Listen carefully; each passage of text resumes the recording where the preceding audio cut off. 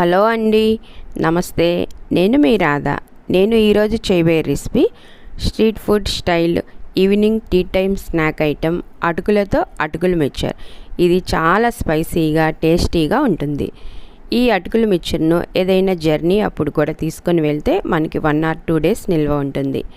ఇప్పుడు ఈ అటుకుల మిక్చర్ను స్ట్రీట్ ఫుడ్ స్టైల్లో ఇంట్లో ఈజీగా ఎట్లా ప్రిపేర్ చేసుకోవాలో చూద్దాము. ముందుగా మనం స్టవ్ వెలిగించి బాండి పెట్టుకొని అటుకులు వేయించడానికి సరిపడా ఆయిల్ వేసుకోవాలి. ఆయిల్ బాగా వేడైన తర్వాతే మనం అటుకులు వేయించుకోవాలి. అప్పుడే మనకి అటుకులు చాలా క్రిస్పీగా తెల్లగా చాలా చక్కగా వస్తాయి. ఆయిల్ బాగా వేడైన తర్వాత అటుకులు వేస్తే మనకి అటుకులు అనేవి చాలా క్రిస్పీగా ఉంటాయి. ఇప్పుడు ఇట్లా వేగిన తర్వాత మనము ఒక చిల్లులు గెంటే సహాయంతో ఈ అటుకులను ఒక ప్లేట్లోకి తీసుకోవాలి. ఈ విధంగానే మనము మిగిలిన అటుకులను కూడా వేయించుకోవాలి. ఇప్పుడు ఇదే ఆయిల్లో 1 కప్పు వేరుశనగ గుండ్లను కూడా మనము వేయించుకోవాలి.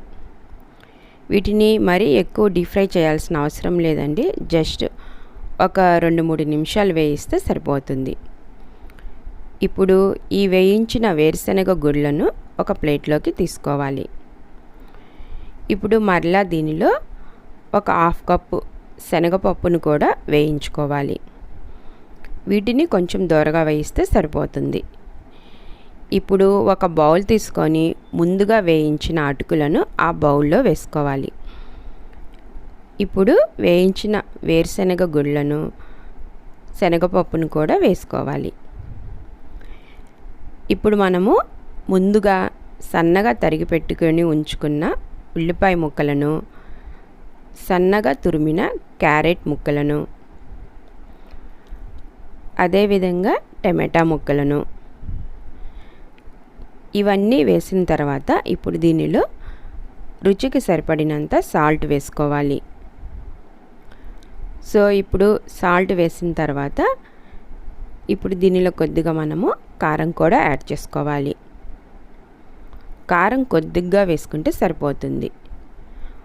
1 స్పూన్ ధనియా పొడి,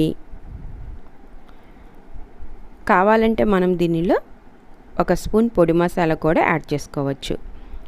ఇప్పుడు దీనిలో ఫైనల్గా కొద్దిగా కొత్తిమీర, 1 స్పూన్ నిమ్మరసం కూడా యాడ్ చేసుకోవాలి.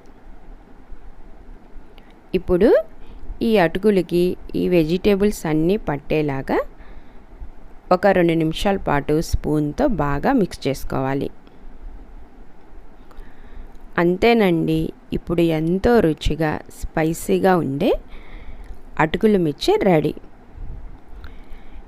ఇప్పుడు దీన్ని ఒక బౌల్లోకి తీసుకుందాము. ఇది ఈవినింగ్ స్నాక్ ఐటెం లాగానే కాకుండా ఏదైనా జర్నీస్ అప్పుడు కూడా దీన్ని తీసుకొని వెళ్ళొచ్చు. ఒక 1 or 2 days నిల్వ ఉంటుంది.